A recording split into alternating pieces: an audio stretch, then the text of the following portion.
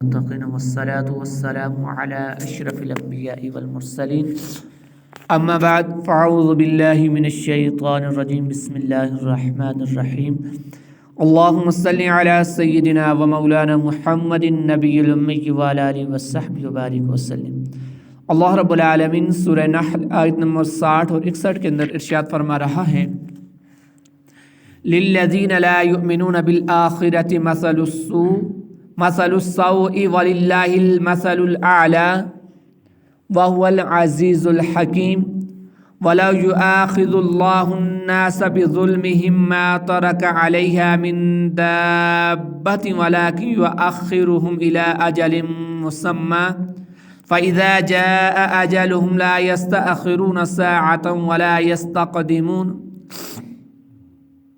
جو آخرت پر ایمان نہیں لاتے ان کے لیے بری حالت ہے، اور اللہ کی سب سے بلند شان ہے اور وہی عزت والا حکمت والا ہے۔ اور اگر اللہ لوگوں کو ان کے ظلم کی بنا پر پکڑ لیتا تو زمین پر کوئی چلنے والا نہ چھوڑتا، لیکن وہ انہیں ایک مقررہ مدت تک مہلت دیتا ہے، پھر جب ان کی مدت آ جائے گی تو وہ نہ ایک گھڑی پیچھے ہٹیں گے اور نہ ہی آگے بڑھیں گے۔ وَلَوْ يُؤَاخِذُ اللَّهُ النَّاسَ بِظُلْمِهِمْ، اور اگر اللہ لوگوں کو ان کی ظلم کی بنا پر پکڑ لیتا۔ ان سے پہلی آیات میں اللہ تعالیٰ نے کفار مکہ کے بہت بڑے کفر اور برے اقوال کا بیان فرمایا، جبکہ اس آیت میں یہ بیان فرمایا ہے کہ اللہ تعالیٰ ان کافروں پر جلد عذاب نازل نہ فرما کر انہیں ڈیل دیتا ہے تاکہ اس کی رحمت اور اس کے فضل و کرم کا اظہار ہو۔ چنانچہ فرمایا گیا کہ اگر اللہ تعالیٰ لوگوں کو ان کے گناہوں پر پکڑ لیتا اور عذاب میں جلدی فرماتا تو زمین پر کوئی چلنے والا نہ چھوڑتا بلکہ سب کو ہلاک کر دیتا۔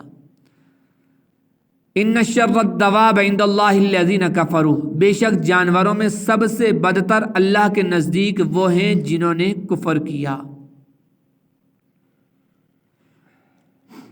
آیت کے معنی یہ ہے کہ روح زمین پر کسی چلنے والے کو باقی نہیں چھوڑتا، جیسا کہ حضرت نوح علیہ السلام کے زمانے میں جو کوئی زمین پر تھا ان سب کو ہلاک کر دیا، صرف وہی باقی رہے جو زمین پر نہ تھے بلکہ حضرت نوح علیہ السلام کے ساتھ کشتی میں تھے۔ جب حضرت نوح علیہ السلام کی قوم نے نافرمانی کی، حق ظاہر ہونے کے باوجود انہوں نے حق کو نہ مانا، پھر اللہ تعالیٰ کے عذاب کو بار بار چیلنج کرنے لگے کہ اے نوح وہ عذاب کب آئے گا کہ جس کی تم ہمیں وعیدیں سناتے ہو۔ پھر جس وقت اللہ کا عذاب آیا تو کوئی کافر کوئی مشرک زمین پر باقی نہ رہا، تمام کے تمام ہلاک ہو گئے۔ اس آیت کے ایک معنی یہ ہے کہ اللہ تعالیٰ ان کے ظالم باپ دادا کو ان کے ظلم کی وجہ سے ہلاک کر دیتا تو ان کی نسلیں منقطع ہو جاتی اور زمین میں کوئی باقی نہ رہتا۔ وَلَٰكِن يُؤَخِّرُهُمْ إِلَىٰ أَجَلٍ مُّسَمًّى، لیکن وہ انہیں ایک مقررہ مدت تک مہلت دیتا ہے، یعنی اللہ تعالیٰ ان کے ظلم پر پکڑ نہیں فرماتا بلکہ اپنے فضل و کرم اور حلم کی وجہ سے انہیں زندگی کا وقت پورا ہونے تک یا قیامت آنے تک مہلت دیتا ہے۔ پھر جب ان کی مقررہ مدت آ جائے گی تو وہ اس مدت سے نہ ایک گھڑی پیچھے ہٹیں گے اور نہ ہی آگے بڑھ پائیں گے۔ اب اس آیت کو سامنے رکھیں تو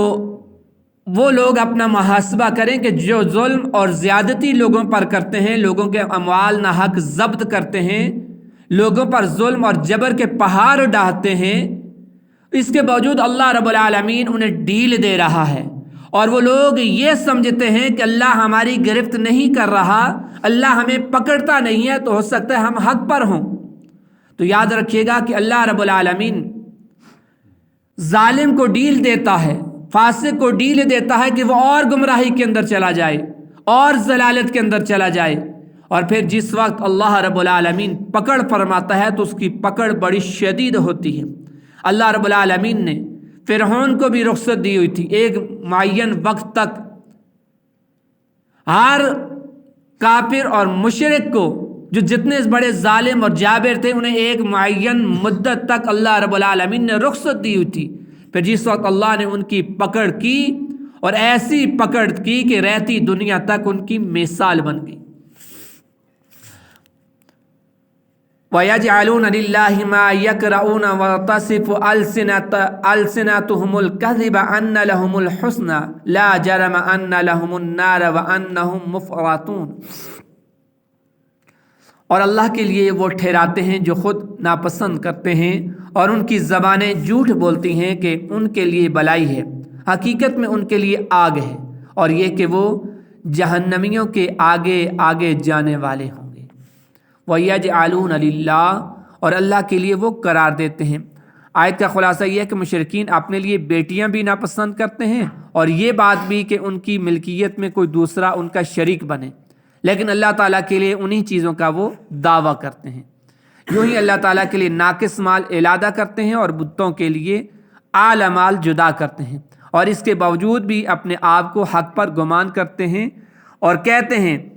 कि अगर मोहम्मद सल्लल्लाहु अलैहि वसल्लम सच्चे हों और मखलूक मरने के बाद फिर उठाई जाए तो जन्नत हमें ही मिलेगी क्योंकि हम हक पर हैं। इनके बारे में अल्लाह ताला ने फरमाया कि इनकी झूठी बात का कोई एतबार नहीं, बल्कि हकीकत में इनके लिए आग है, और वो ये कि वो जहन्नमियों के आगे आगे चलने वाले होंगे।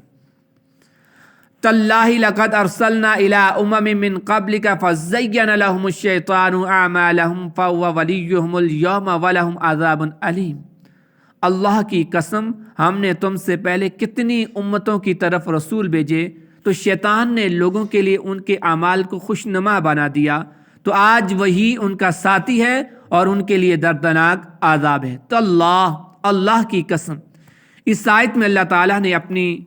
ज़ात की कसम बयान करके अपने हबीब अलैहिस्सलाम से इरशाद फरमाया, ए हबीब सल्लल्लाहु अलैहि वसल्लम, हमने आपसे पहले साबका उम्मतों की तरफ जितने रसूल भेजे, उन्होंने भी आपकी तरह अपनी उम्मतों को तौहीद की दावत दी, सिर्फ एक अल्लाह की इबादत करने का कहा और झूठे माबूदों को छोड़ देने का हुक्म दिया, जबकि शैतान ने अल्लाह ताला के साथ कुफ्र करने और बुतों की इबादत कायम करने रहने को उनकी नज़रों में खुशनुमा बना दिया, यहाँ तक कि उन्होंने अपने रसूलों अलैहिस्सलाम को जुटलाया और अल्लाह ताला के अहकामात को रद्द कर दिया। तो दुनिया या आखिरत में शैतान ही उनका साथी है और वो निहायत बुरा साथी है। क़यामत के दिन जब ये अपने रब की बारगाह में हाज़िर होंगे तो उस वक्त शैतान की मदद उन्हें कोई नफ़ा न देगी, बल्कि उस वक्त उनके लिए दर्दनाक आज़ाब होगा। और इस आयत को अगर हम सामने रखें और देखें कि दुनिया के अंदर रहते हुए बहुत से लोगों की खुशनुदी के लिए, अपने दोस्त अहबाब की खुशनुदी के लिए, कौम कबीले की खुशनुदी के लिए हम रब ताला की नाफरमानियाँ मोल ले रहे होते हैं, रब की नाफरमानियाँ कर रहे होते हैं। और ये वो कुंबा कि यौम यफिरुल मरउ मिन अख़ीही व उम्मिही व अबीही व साहिबतिही व बनी, जब क़यामत का दिन आएगा यही लोग हमसे दूर भागेंगे। यानी करीबी रिश्तेदार का अल्लाह ने जिक्र किया है कि ये करीबी रिश्तेदार भी तुम्हारे काम आने वाले नहीं हैं, और दुनिया के अंदर हम इनकी वजह से रब की नाफरमानियाँ मोल ले रहे हैं, रब की नाफरमानियाँ कर रहे हैं, बगावतें कर रहे हैं। तो ये तो साथ छोड़ देने वाले लोग हैं, ये तो आखिरत में हमारे काम आने वाले नहीं, बल्कि दुनिया के अंदर भी अगर कोई गठन वक्त आ जाए, मुश्किल वक्त आ जाए, तो ये तो पुश्त खाने वाले अफराद हैं। वमा अंज़लना अलैकल किताब इल्ला लितुबय्यिना लहुमुल्लज़ी इख्तलफ़ू फ़ीह व हुदन व रहमतन लिक़ौमिन युमिनून। और हमने तुम पर ये किताब इसलिए नाजिल फरमाई ताकि तुम लोगों के लिए वो बात वाज़ेह करो जिसमें उन्हें इख्तिलाफ है, और ये किताब ईमान वालों के लिए हिदायत और रहमत है। वमा अंज़लना अलैकल किताब, और हमने तुम पर यह किताब इसलिए नाजिल फरमाई, यानी या नबी सल्लल्लाहु अलैहि वसल्लम, हमने आप पर यह कुरान इसलिए नाजिल फरमाया ताकि लोगों के लिए उमूर दीन से वो बात वाज़ेह कर दें आप जिसमें उन्हें इख्तिलाफ है, जैसे तौहीद, इबादात और मामलात के अहकाम। यूँ आपके बयान के ज़रिए उन पर हुज्जत कायम हो जाए, और हमने कुरान इसलिए नाजिल फरमाया है कि ये ईमान वालों के लिए हिदायत और रहमत है, क्योंकि ईमान वाले ही इससे नफ़ा उठा सकते हैं। देखिए अल्लाह तबारक व तआला ने अपने नबी से फरमाया कि आप ताकि इनके सामने हक बात को बयान कर दें। अंबिया अलैहिम रिदवान का काम हक बात की तबलीग करना है। अब अंबिया ने जब अपनी बात पूरी कर दी, तबलीग कर दी, वाज कर दी, नसीहत कर दी, وہ اپنے اللہ کے اس حکم سے بری ذمہ ہو گئے۔ اب بنی نوع انسان پر حجت تمام ہو گئی کہ اس کے سامنے حق آنے کے بعد بھی اگر وہ باطل پر قائم رہتا ہے تو اس سے بڑا بد نصیب کوئی نہیں۔ ہاں، حق بات جب اس کے پاس عیاں ہو جائے، سامنے آ جائے، واضح ہو جائے اور اب وہ حق کو اختیار کر لیتا ہے تو وہ شخص ہدایت یافتہ افراد ہے۔ ایسے لوگ ہدایت یافتہ ہیں کہ حق کو جاننے کے بعد اسے اپنانے کی کوشش کرتے ہیں، حق کو اختیار کرتے ہیں، باطل کو پہچاننے کے بعد اس سے اپنے دامن کو بچا لیتے ہیں۔ واللہ انزل من السماء ماء فاحیا به الارض بعد موتها ان فی ذلک لآیۃ لقوم یسمعون۔ اور اللہ نے آسمان سے پانی اتارا تو اس کے ذریعے زمین کو اس کی موت کے بعد زندہ کر دیا، بے شک اس میں سننے والوں کے لیے نشانیاں ہیں۔ واللہ انزل من السماء، اللہ نے آسمان سے پانی اتار دیا۔ اس آیت میں اللہ تعالیٰ نے پھر اپنی نعمتوں اور قدرت کے کمال کو بیان فرمایا۔ چنانچہ خلاصہ یہ ہے کہ اللہ تعالیٰ نے آسمان سے پانی کو اتارا تو اس کے ذریعے زمین کو خشک اور بے سبزہ ہونے کے بعد سرسبزی اور شادابی بخش زندگی عطا کر دی۔ یہ سب اللہ تعالیٰ کی قدرت کی نشانیوں میں سے ایک نشانی ہے، لیکن اس بات کو سمجھنا ان لوگوں کا کام ہے جو دل سے سنتے ہیں اور سن کر سمجھتے اور غور کرتے ہیں اور اس نتیجے پر پہنچتے ہیں کہ جو قادر مطلق برحق ہے، زمین کو اس کی موت یعنی نشو و نما کی قوت فنا ہو جانے کے بعد عطا کرتا ہے، پھر یعنی زمین کو ایک تازگی عطا کرتا ہے، زندگی عطا کرتا ہے، وہ انسان کو اس کے مرنے کے بعد بے شک زندہ کرنے پر قادر ہے۔ جیسے زمین مردہ ہو جاتی ہے، بے جان ہو جاتی ہے، اس سے سبزہ نہیں اگتا تو اللہ آسمان سے بارش کو نازل کرتا ہے، پھر وہ زمین سرسبز و شاداب ہو جاتی ہے۔ اسی طریقے سے جب انسان مر جائیں گے، انسان اس دنیا سے چلے جائیں گے تو اللہ دوبارہ انسان کے جسم کے اندر روح ڈالے گا، انسان دوبارہ زندہ ہو جائے گا اور اس وقت یہ جو دنیا کی زندگی ہے یہ انسان پر عیاں ہو جائے گی۔ دنیا کی زندگی کی حقیقت اس وقت بنی نوع انسان کے سامنے ہوگی اور انسان اس وقت دنیا کی حقیقت کو سمجھ جائے گا کہ اصل میں دنیا کیا تھی، ریالٹی کے اندر دنیا کیا تھی اور میں نے دنیا کو کیا سمجھا ہوا تھا۔ یہ مختصر سی زندگی اللہ کی یہ آیات مقدسہ ہمیں ہر صفحے پر یہ بیان کرتی نظر آ رہی ہیں، انسان کو اپنی آخرت کی یاد دلا رہی ہیں کہ یہ دنیا عارضی دنیا ہے، یہ دنیا ومل حیات الدنیا الا متاع الغرور، دھوکے کی دنیا ہے۔ ایحسب الانسان، انسان اس گمان میں نہ رہے کہ یترک سدی، کہ اس انسان کو اللہ تبارک و تعالی بے لگام چھوڑ دے گا، اس انسان سے سوال نہیں ہوگا۔ نہیں، انسان کو اللہ نے دنیا کے اندر جس مقصد کے لیے پیدا کیا ہے، اگر وہ انسان اس مقصد کو پورا کرتا ہے تو اس کے لیے اجر و ثواب ہے، اگر اس مقصد کو پورا نہیں کرتا